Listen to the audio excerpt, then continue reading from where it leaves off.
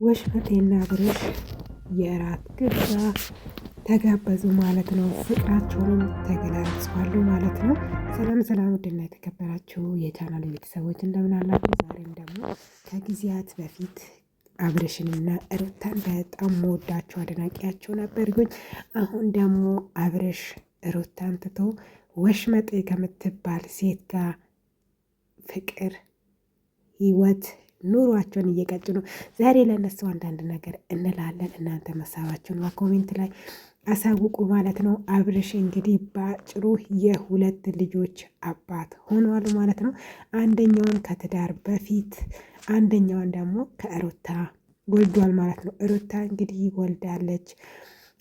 ያረገዘችው ጊዜም እርጉዝ ሴት አትመስልም ነበረ። እነዚህን ከወለደችም በኋላ የወለደች እናት ቅቤ ትቀባለች፣ ትታረሳለች፣ ትወፍራለች። ጡት፣ ሆድ፣ የተለያዩ ነገሮች ቦርጭ ምናምን ብዙ ነገር ይመጣል። እናት ስትሆን የመጀመሪያ ላይ በተለይ ብዙ አይነት ነገር ይፈጠራል። ግን ወደ ሩታ ስንመጣ ግን ምንም አይነት ነገር ያየናት ነገር የለም። እንደውም ከድሮ ካላት ነገሮች በሙሉ ቀንሳ ነው የወጣችው ማለት ነው። እንደዚህም ሆኖ ግን ወሽመጤ አላማዋን እየቀጨች ነው ማለት ነው። እንግዲህ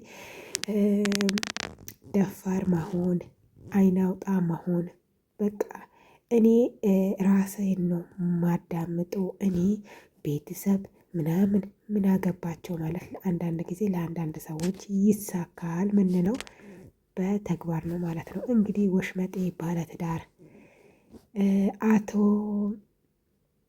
አብርሽን እንግዲህ ከሩታ እጅ ንጥቅ አርግታ አውጥታለች ማለት ነው። በነገራችን ላይ ሳልነግራችሁ ማላልፈው ነገር ደግሞ አንዳንድ ጊዜ ክፉ ነገር አትስሩ። ለጓደኞቻችሁ፣ ለምቀኛ ወይም በቃ እናንተን ለምትጠሉ ሰዎች ረጅም ጉድጓድ አትቆፍሩ። ምክንያቱም እዛ ጉድጓድ ላይ ማን እንደሚገባ አታውቁም። ምናልባት ለጓደኞቻችሁ ለምትጠሉት ሰዎች የቆፈራችሁት ጉድጓድ ላይ ምናልባት አላቅም እኔ ምናልባት እናንተ ተቀባሪ ልትቀበሩና ያ ሰው ደግሞ እናንተን መልሶ ሊቀብራችሁ ይችላል። ምናልባት ከዛ ጉድጓድ ቶሎ ለማውጣት ቅርብ ቦታ ትንሽ ቦታ የቆፈራችሁ ከሆነ ምናልባት እናንተን አትጎዱ ማለት ነው። ታስታውሳላችሁ ፍቅርና አብርሽ በመጀመሪያ ዩቲዩብ ላይ ሲመጡ በጣም ወደናችሁ ነበር። ይኸውላችሁ ውሰጂው ይሁንልሽ ጤና እንደዛ ብላ ነበር ፍቅር። ከፍቅር እጅ ሩታን ንጥቅ አርግታ ወሰደች። የዘራ ነው ይበቅላል እንደሚባል ከ3 ዓመት በኋላ የዘራችው ነገር በቀለ። አዲስ ወሽመጤ ደግሞ ከሩታ እጅ ንጥቅ አረገችው። አሁንም እመኑኝና ጠብቁ፣ አንድ ቀን ደግሞ ከወሽመጤ እጅም አንድ ሌላ ወሽመጤ መታ ንጥቅ ታደርገዋለች ማለት ነው። ሁሌም ለዛ ነው እኔ ለሰው ልጅ ክፉ አትስሩ።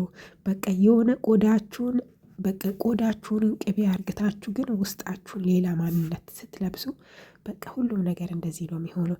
ለቆንጆ ቆንጆ አለ ብለን ነበር። ሩታን እኔ በጣም ነው መወዳት፣ አድናቂዋ ነኝ። ለምን መሰላችሁ?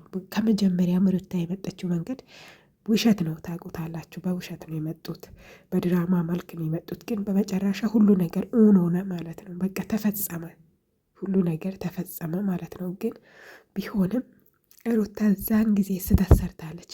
አንድ ወንድ ልጅ ፍቅረኛ እያለ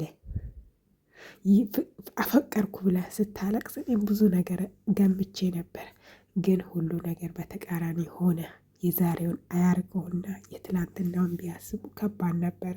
ምንም ማድረግ አይቻልም። ህይወት አጋጣሚ ናት። ይሄ ነገር ተፈጠረ። አሁን ይኸው ወሽመጤ ባለትዳሮች ገና የትዳር ፍቺ ሳይፈጸም አያችሁ፣ ፈጣሪ ራሱ በቀልን በ7 አባት አርግቶ ነው የሚበቀለው። ፈጣሪ ራሱ ማለት ነው። ሩታ ፍቅርን ብትበድላትም በትንሹ ነገር ነበረ የበደለቻት። ግን አስቡት፣ አሁን ፈጣሪ ነው ይህንን በቀል ያዘጋጀ ለሩታ ፈጣሪ ነው ብዬ ነው ማስበው። ፈጣሪ ከቀን በኋላ ከቀን በኋላ ከወራት በኋላ ከአመታት በኋላ እናንተ ያለቀሳችሁትን እንባ አንድ ቀን ፈጣሪ ይጠርግላችኋል። እመኑኝ ማለት ነው። በቃ ተፈጸመ ነው ያልኩት እኔ ሆነ እና ከዚህ በኋላ የነ አብርሽና የነ ሩታን ፍትፈታችን እንቀጥላለን። ሁላችሁም ይህንን ቻናል ሰብስክራይብ፣ ሸር፣ ላይክ እያደረጋችሁ አበረታቱኝ። የእናንተው የመዳም ቅመም ምንትዋብ ሸቃሊት ነኝ። ወደ ምንትዋብ ሸቃሊት ቤት የመጣችሁ ሰዎች ካላችሁላችሁም እንኳን በሰላም መጣችሁ። አመሰግናለሁ። ሼር፣ ላይክ፣ ሰብስክራይብ ማድረጋችሁን እንዳትዘንጉ ላለው ሁልጊዜም እንደምንለው ፈጣሪ በሰላምና በቸር ያገናኛኝ እላለሁ። መልካም ጊዜ፣ ሰናይ ቀን